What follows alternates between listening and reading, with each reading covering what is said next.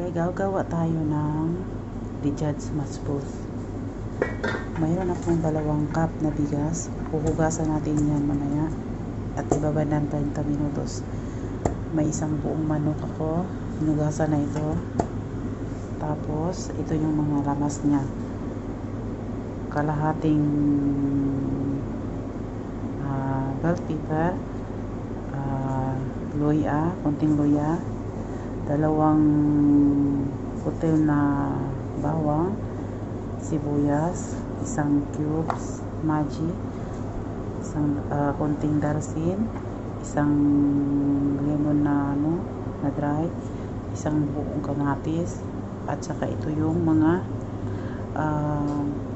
kasi pag dinagsama-sama ko na yung cloves, tapos cardamom, at saka kasbara, at saka yung kamon na maliliit yan. Ito hindi ko alam kung ano to, basta kasama na yan, pagsasamahin na. Ngayon magigisa na tayo ng manok.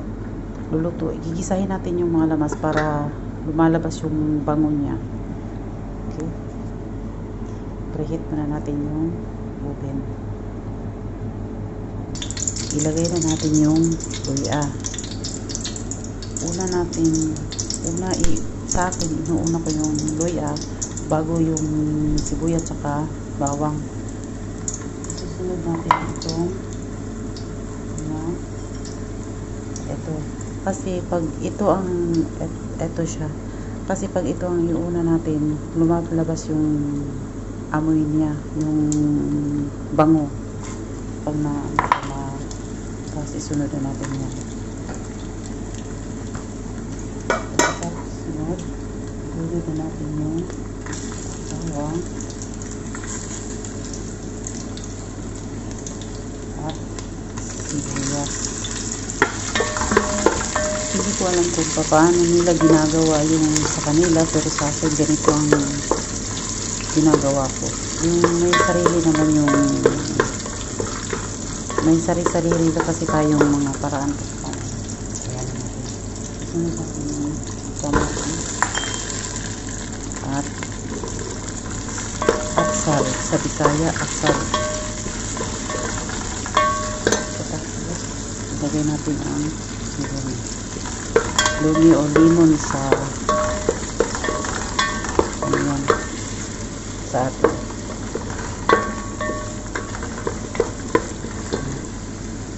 Tapos natin ilagay siya.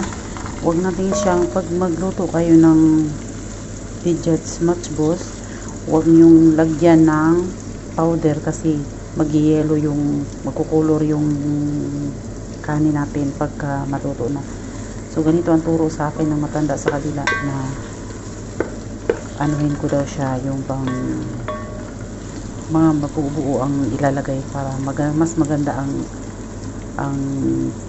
kalalabasan ng kanin mamaya.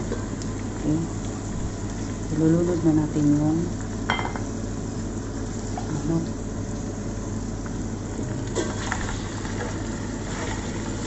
igisa natin siya, natin siya sa mantika para hindi siya masisira yung balat niya. Kasi pag didiretso natin siya ilunod, mabibiyak kasi yung mga balat niya. Yung balat niya yung nakapapaganda ng paghain natin mamaya. Pero sa mga amo ko, hindi yan naman yan kinakain eh. Pagpaganda lang yan ng pagluluto mo mamaya, pag oven or pagprito mo mamaya. Kaya ganito na siya mangyayari. Hayaan muna natin siya ng mga 1 minuto para yung mantika maano dito sa mga balat-balat niya. Takpan natin siya ng 1 minuto lang na maluto niya yung balat sa mantika. Habang magantay tayo ng 1 minuto, huhugasan natin itong bigas ng 4 na pieces. Okay, 4 na pieces. Ito na, nababad ko na ng tubig. Ibabad natin siya ng 30 minutos. bago natin siya lutuin. Ito, silipin natin to. Ito na ang ginisa na manok. Ito siya. Hindi ko makahawakan kasi naghahawakan.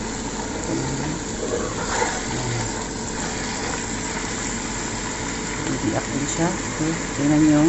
Pag ganyan, dahan-dahanin lang talaga pag lagayan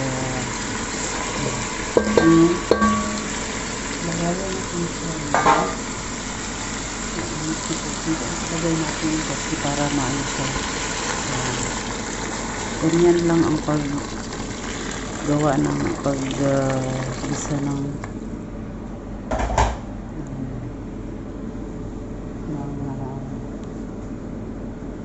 manok. Pijats masbus yan sa Arabic yan. Okay. Lagayan natin siya ng asin. Ito na asin.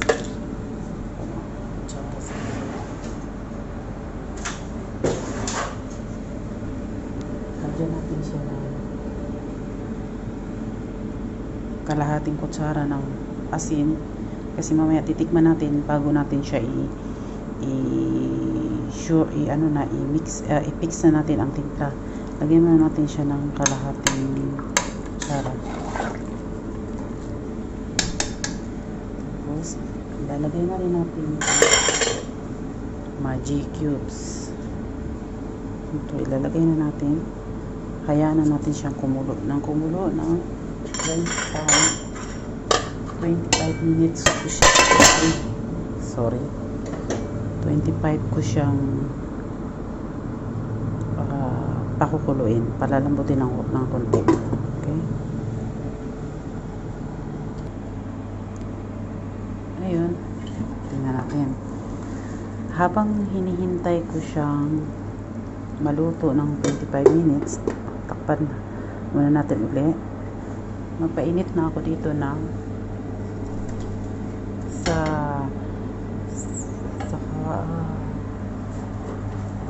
kawali na to. Ayun. Lalagayan ko siya ng mantika dahil magpiprito tayo ng patatas.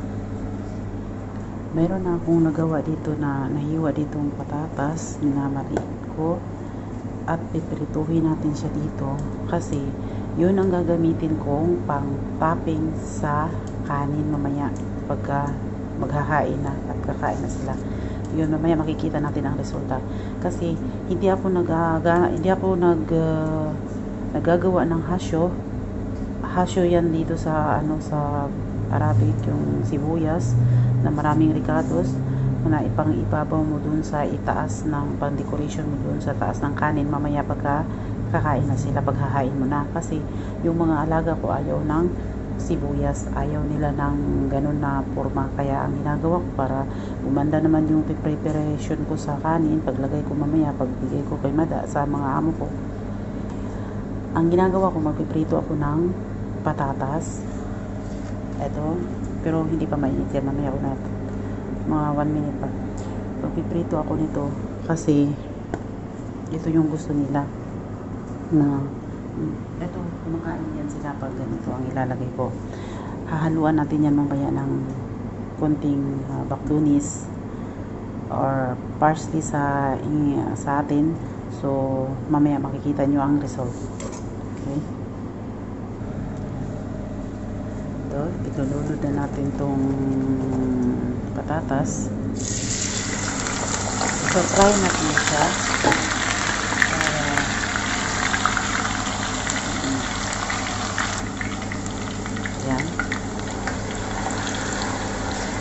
Try natin siya hanggang sa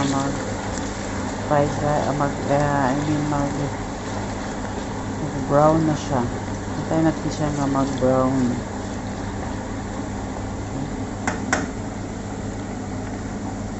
Mamaya makikita nyo ang resulta nito.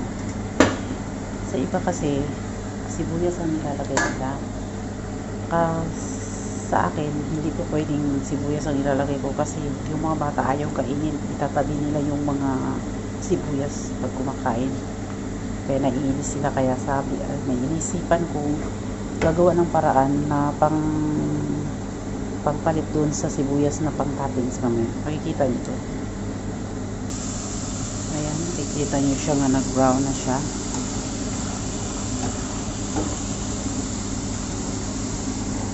Depende na rin yun sa inyo kung ano ang itatoppings ninyo.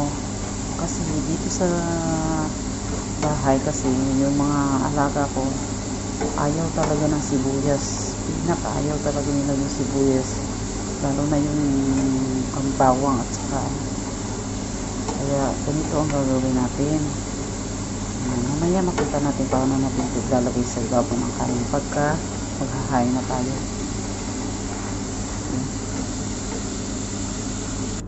Ayan, ganito ang resulta niya sa patatas. Ganito, ano natin, lagay natin siya dito para ma-absorb yung mantika sa paper wax.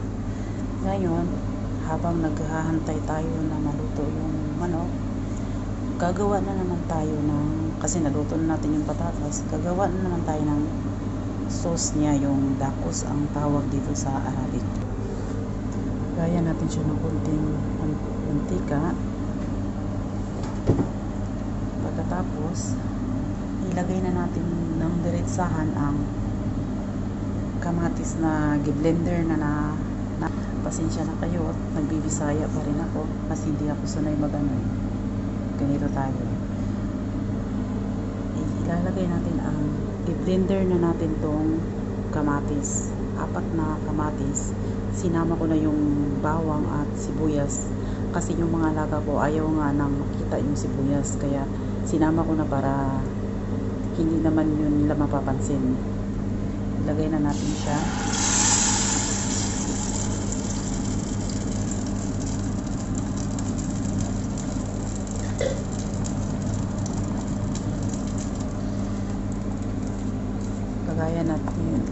Lagyan natin ng konting tomato paste. Konti lang. Kahit mga 2 kutsara lang siya. Kaya ko rin siya ng konting paminta. Konting paminta lang.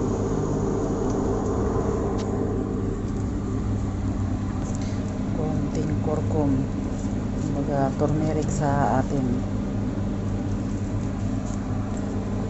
Lagyan natin ng konting asin. Ganyan ko na lang kasi para makontrol ko, kasi konti lang. Kaya nila na mahalat.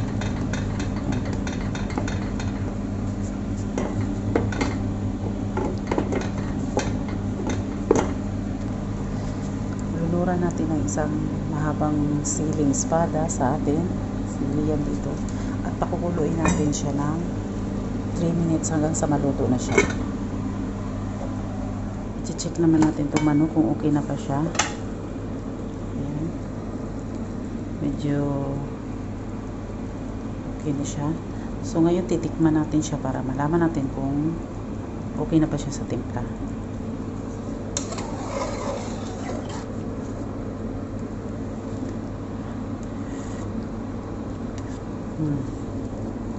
So kung depende na yan sa inyo kung tama na ba o kulang ang timpla nyo, kasi nasa sa atin na kasi yan tayo na kasi ang magbibigay ng timpla na gusto ng mga amo natin, kasi hindi natin basta-basta lagyan ng asin ng marami kasi maaalat din, hindi ka na makapag-adjust sa tubig doon sa alat.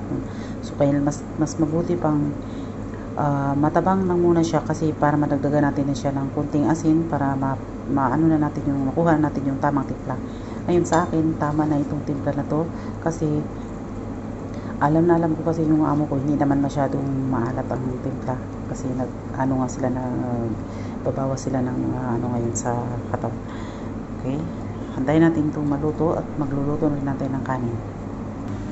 Ngayon balikan natin ang ginagawa nating dakos. Yan na siya. Ganyan na siya mangyayari. Takpan ulit natin. Kahit konting minuto na lang, papatay na natin siya. Ito, kukuha tayo nito ng konti. At ito na yung nagawa ko.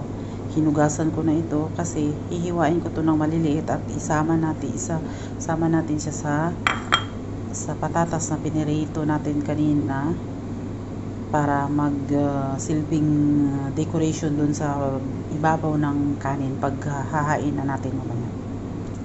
So ito na siya, tinanggal ko na siya dito, tapos inilipat ko na siya dito sa plato kasi lagyan natin siya ng itong saffron na color. Okay, babad natin siya ng konting, yung kukuha tayo ng konting sabaw, ilagay natin dito, tapos kuha tayo ng konti dito para mag-spread natin siya mamaya sa katawan ng manok. Ayan, nilagyan natin siya ng konting sabaw na pinapakuluan natin galing dito. So ang gagawin natin, iano natin siya dito, ibubuhos natin siya dito sa katawan ng manok para magkakulay, kasi para gumanda naman yung pagkakaluto mamaya ng balat ng manok.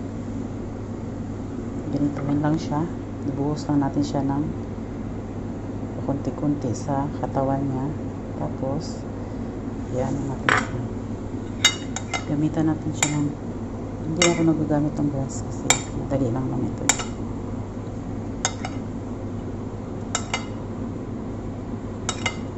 Yan, paliliguan talaga natin siya ng buong color ng saffron kasi para mamaya maganda ang pagkaluto, maganda ang ano niya.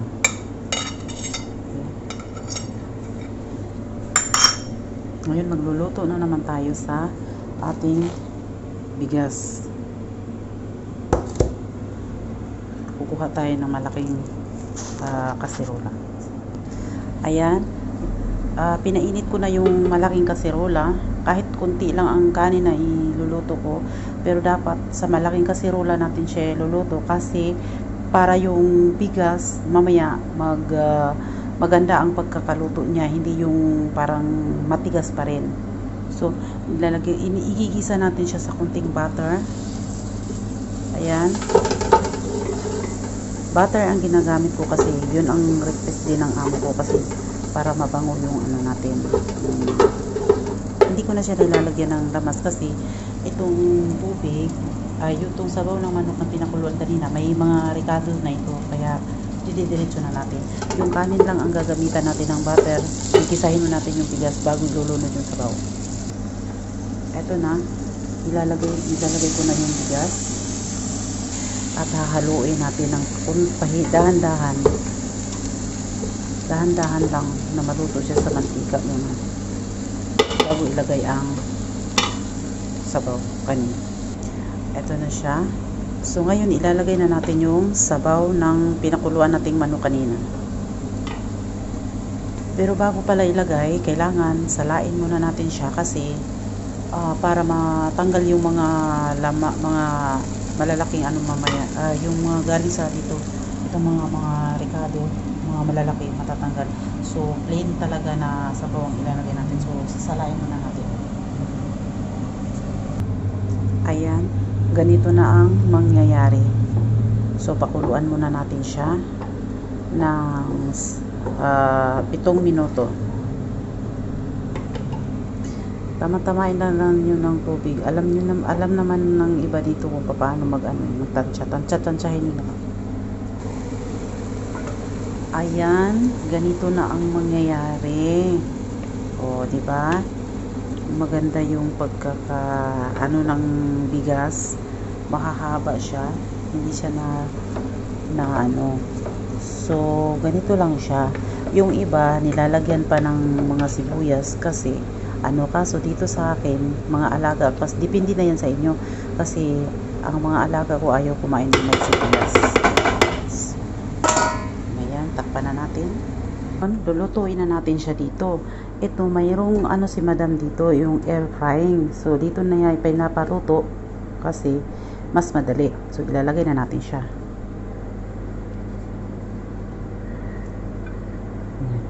Una, ganyan muna natin siya. Ayan. Tapos ilagay natin sa 180.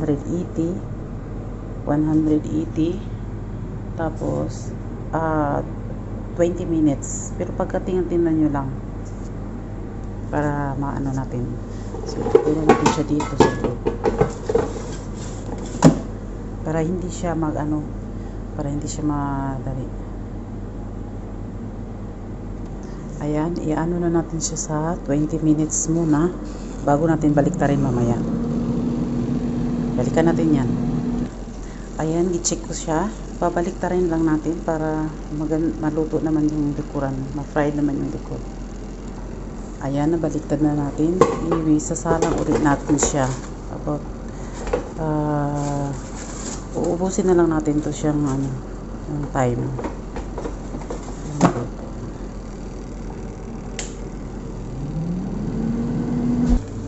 Ito na, ihahain na natin yung kanin.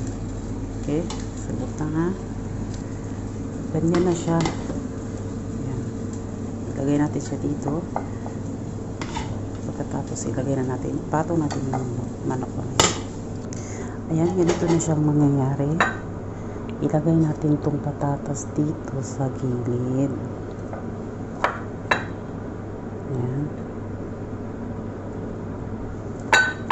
Silbing decoration yan sa kanin. Instead na sibuyas ang ilalagay na may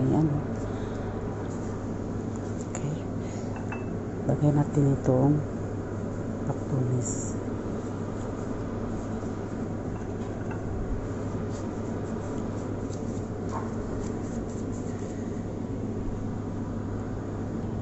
Okay. Ito ang lapos niya.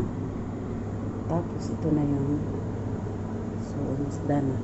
So, ngayon ihahain na natin sa kanila. Okay? Maraming salamat po sa panood. Huwag kalimutang i-subscribe and press the button bell para ma-notify kayo palagi sa video na isusunod na i-upload ko. Kasi gagawa na rin ako ng photo sa susunod ko na video. Yung photo na cheese na naman ang gagawin ko. Maraming salamat.